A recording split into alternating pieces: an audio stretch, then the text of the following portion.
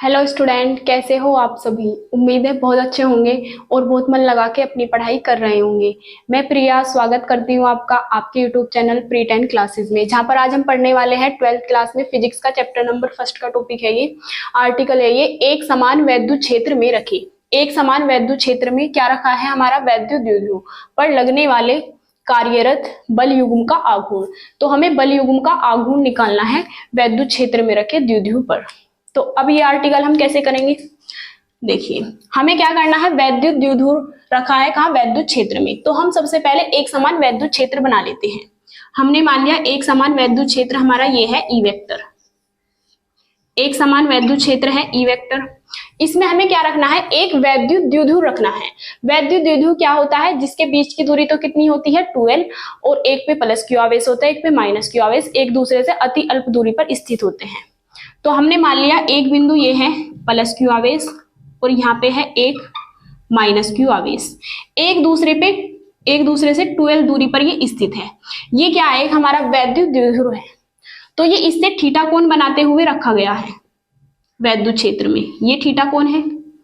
तो जो ये है प्लस क्यू आवेश, इस पे बल लगेगा इस दिशा में, तो F बराबर वो क्या होगा EQ, और जो माइनस क्यू आवेश पे लगेगा बल वो लगेगा इस दिशा में, वो भी होगा EQ। तो जो हमने चित्र बनाया है इसकी पहले हम लैंग्वेज लिखेंगे, चाहे 2-3 लाइन लिख लो लेकिन लिखना जरूरी है। तो हम क्या लिखेंगे, माना एक वैद्युत द्विध्रुव AB, ये A है, ये B और ये मान लिया बिंदु P। माना एक वैद्युत द्विध्रुव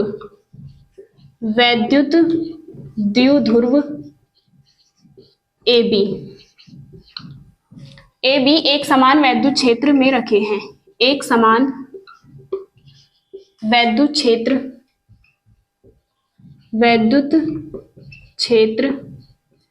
में रखे हैं, एक समान वैद्युत क्षेत्र ई वेक्टर में रखे हैं। तो अब हम लिखेंगे समान वैद्युत क्षेत्र में रखा है, थीटा कोण बनाते हुए रखा है। और फिर हम इसमें क्या लिखेंगे, सबसे पहले प्लस क्यू आवेश पर लगने वाला, प्लस क्यू आवेश पर लगने वाला बल कितना है, प्लस क्यू आवेश पे बल लग रहा है F बराबर EQ, लगने वाला बल F बराबर EQ क्षेत्र की दिशा में लग रहा है। जैसे कि विद्युत क्षेत्र की दिशा इस दिशा में है तो इसका बल भी इसी दिशा में लग रहा है। तो हम लिखेंगे विद्युत क्षेत्र की दिशा में लग रहा है, वैद्युत क्षेत्र की दिशा में लग रहा है।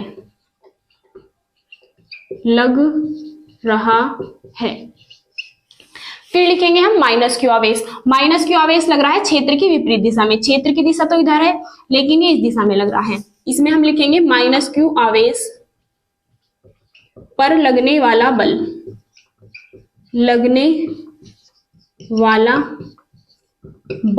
ये भी इतना ही लग रहा है, F बराबर EQ, क्षेत्र की विपरीत दिशा में लग रहा है। तो इसमें हम लिखेंगे क्षेत्र की विपरीत दिशा में लग रहा है, दिशा में लग रहा है। फिर हम लिखेंगे तब ये दोनों बल मिलकर क्या बनाएंगे, एक बल युग्म बनाएंगे। तो हम लिखेंगे ये दोनों बल मिलकर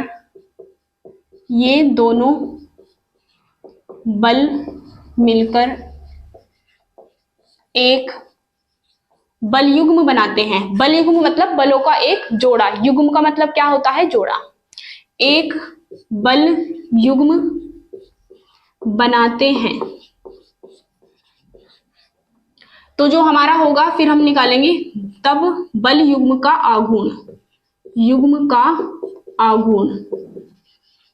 सूत्र क्या होता है इसका, टो बराबर बल गुना लंबवत दूरी, ये सूत्र है बल युग्म के आघूर्ण का, टो बराबर बल गुना लंबवत